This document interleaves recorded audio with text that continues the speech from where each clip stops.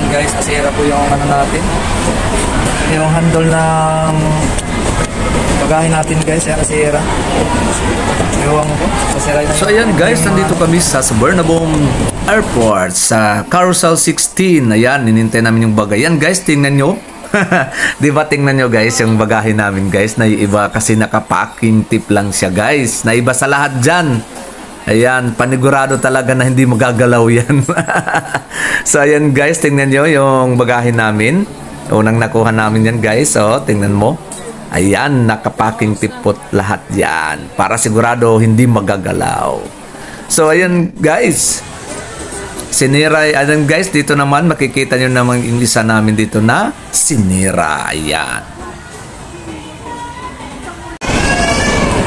Ayan guys, nasira po yung ano natin, yung handle ng bagahe natin guys. Ayan nasira. Ewan ko, sasiray na yung punit na yung mga ano.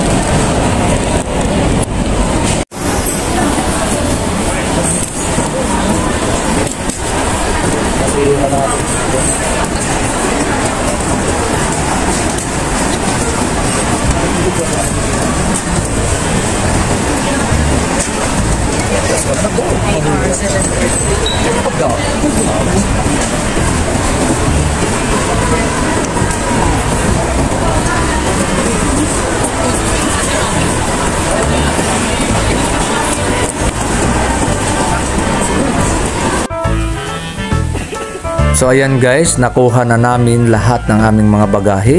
Pababa na po kami dyan.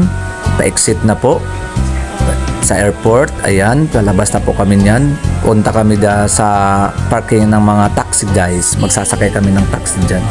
Diyan pagkalabas namin dyan sa airport guys. So ayan, padandahan lang, pababa. Di ba guys? So dami lang bagahe namin guys. Nakikita nyo yan guys. Dami talaga. Nasira lang yung isa naming bagahe. Pero sige, okay lang.